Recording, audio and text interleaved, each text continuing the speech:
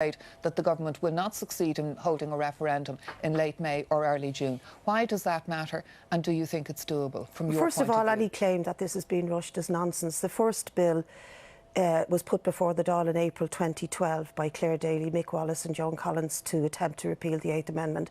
And since then there's been other bills, including one I put, to try and get people like Matty and others sitting around here who did vote for a 14-year sentence for women for taking an abortion pill or for having an abortion in the Protecting of Life During Pregnancy Act. There's been 8 years waiting to have this referendum. The timetable is a worry to us because we want the young people of this country to be able to vote for something they have never had a say on, something very fundamental to their rights and their bodily autonomy. And if anyone had been on the International Women's Day marches on Thursday night in Cork and Dublin and Galway, it is largely young people who are saying, please give us our rights, give us the right to choose, give us a say over our bodily autonomy. So we want the referendum to be held before the colleges break up and before young people leave the country to work abroad. So the 25th of May is definitely in our sight for the date. And the government has been saying to the Dáil, effectively, panel, I think I have a right to have a say in it, and she's trying to get me in. She's trying to get me in. I know you didn't. She's trying to get me in. It's a question. The question I want to put to you, Bríd, is again, people who want to retain the 8th argue about uncertainty and they argue about the slippery slope, and they would point to someone like you as a politician who is in favour of more extensive grounds for abortion and who voted that way on the committee, and they would say, this is why we cannot trust politicians, because people like you would bring in even more liberal abortion in the future. How do you answer that? Well, if people don't trust me, they wouldn't vote for me, right? If they trust Matty, who is willing, or anybody else here who's willing to vote no to getting rid of the 8th Amendment, if they trust them to allow young girls and women put themselves at danger in their own homes by taking the abortion pill that they attain online, or exiling them from this country, whether it's in circumstances of rape, fatal fetal abnormality, incest, or just because they don't feel it's the right time for them to have a child. These politicians are willing to exile women and to keep women and girls in this country without having full equality. And I think the question is not confusing. The question is being put to the people, do you wish to repeal the 8th Amendment or not? There's nothing confusing about that.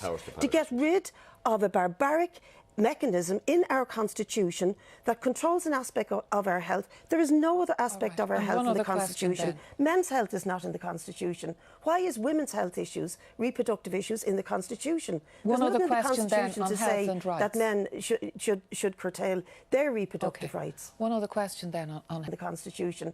Why is women's health issues, reproductive issues, in the constitution? One other question then on health and rights. That men should curtail their reproductive rights. One other question then on health and rights. Again, people on the Retain side say this is the last surviving constitutional protection we have for unborn life. As a human rights issue, they are saying this should remain in our constitution. Now, you're somebody who would see yourself as a human rights campaigner on so many issues. Why do you reject that argument? Well, it's obvious. Unborn life is part of a woman.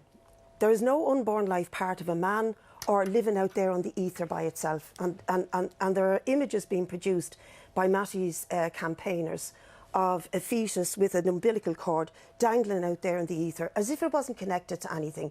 That is part of a woman's body. That is part of her physiology. That is part of what she is and who she is. So you cannot separate the two things. And if you try to say, on the one hand, mind the fetus, but don't mind the woman and don't mind her interests, then that is absolutely scientifically and in terms of human rights, absolutely unacceptable. You have to consider the rights of both. And the rights of the woman are paramount because she is a walking, living, breathing, thinking, working human being that has to have control over her own life in all circumstances. Okay. And Matty McGrath, the corollary. We will be. If the referendum I can assure all our panelists. I have one last word on this, please. Finally, actually, I mean, I find it very interesting that men in particular who are against the 12 weeks on the grounds of rape talk about we need to give compassion to women and we need to, you know, show a bit more sympathy, which is what the bishops told us during the week.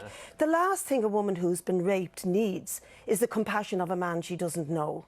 The last thing she needs is to be told that she cannot make a decision on the outcome of what has just happened to her. I mean, really think about what you're saying when you talk about compassion being the solution. This is really insulting to women. Thank you all for your